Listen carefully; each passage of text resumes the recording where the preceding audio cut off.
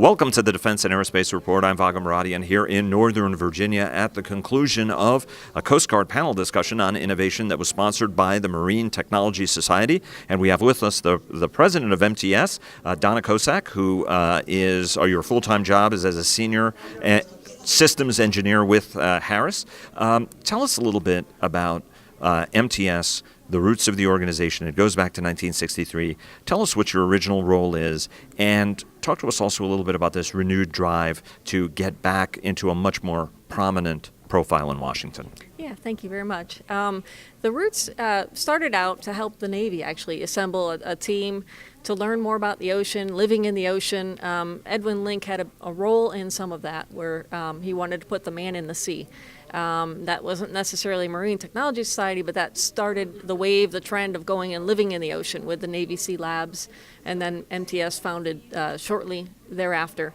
And the Mercury astronaut Scott Carpenter was part of that effort as well. You're absolutely right. Yeah, he spent a lot of time down there. But it wasn't just focused on DoD. You're accurate. A large part of our committee is focused on oil and gas.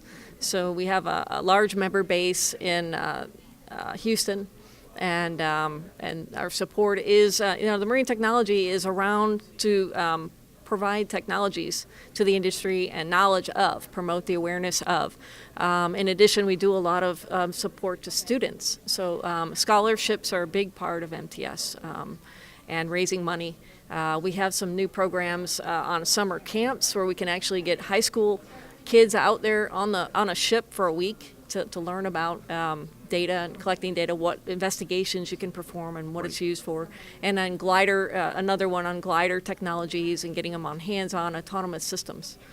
If you don't necessarily have to be haze gray and underway to be able to get out to sea, and that's always a great opportunity. The Navy's big drive, Admiral Gallaudet talked to us about the importance of raising a new generation of oceanographers because there's a shortage there, and I know that's something that you guys worked on.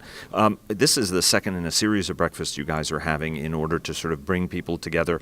I thought it was really great what Admiral Stowe's said, which was, the organizations like this used to, be staples on the landscape. And then as each one of us got more and more into cyber and tweeting and talking to each other with email, but now we're swinging back to these sorts of organizations being important to have face-to-face contacts.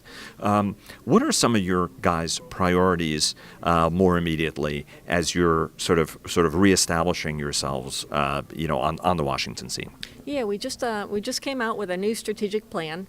So that was to establish a number of priorities that sort of give visibility to our foundation of MTS. It's focused on academics, government, and industry, and getting those groups together and interacting in forums such as this. So we also want to focus on technologies. We want to promote the state of the art, but we want to carry on discussions such as cyber that you mentioned. That's a big part of the future. Carry on various discussions on technologies through the year at our numerous events, which can be conferences, tech surges, workshops and breakfasts like this. Let me ask you about a role that the organization can play, because there are those, for example, even in the commercial shipping industry, that complain about the speed of innovation for subsystems. I was talking to a chief engineer for one of the large cruise lines, and he was saying, look, from a form, fit, and function standpoint, that's the challenge. The fire detectors change every X years, every 8 years, 6 years, 10 years, and yet the ships remain in service for far longer than that, presenting a challenge. Navy guys will tell you sort of the same sort of thing is in terms of standardization. Is there a role that MTS can play in sort of figuring out how to harmonize things on that technology level that will make it easier for everybody, both in the shipbuilding and on the operator side, given technology is moving so fast, everybody wants to take cost out of it, but then you get a whole bunch of unique subsystems that go into things that over the long term become very difficult to sustain? Certainly there's a role. A lot of things we can do. Do you like how I queued that up for you? Yeah. One thing, we could become involved in standards. We have a number of professional committees, and they focus on various things. One of our outstanding committees is the Dynamic Positioning Committee, and they are actually focusing on the standard aspects for the Coast Guard, actually, in positioning vessels.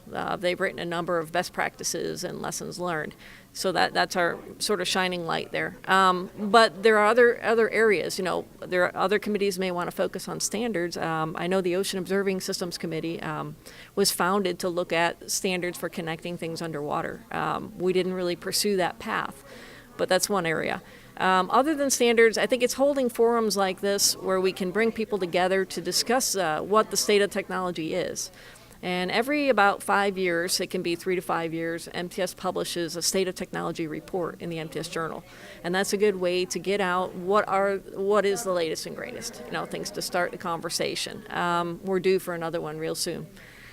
The Tech Surge workshops Tech Surges are another area where we can bring certain technologies in, bring people from outside of our standard industry, bring them in for new ideas. We've got one coming up in July that's going to be really out of the box, and it's marine design inspired by nature. So that's a topic near and dear to my heart. We're forming a new committee on the topic. They're going to hold their first, sort of inaugural meeting at this workshop. And we've got all the academics coming in and getting some industry now and Navy. So they'll come together and hear these sort of innovative, novel concepts about learning from nature. For instance, propulsion, how do things propel through the water? Sensors like fish lateral lines where they try to detect obstacles and avoid things. And then sensors and vehicles, So what kind of vehicles, surface vehicles and underwater vehicles can be inspired by nature. So I think forums like that promote new technologies and ideas, new out-of-the-box thinking. Donna, thanks very, very much, and best of luck, and look forward to covering more of these in the future. Thank you very much.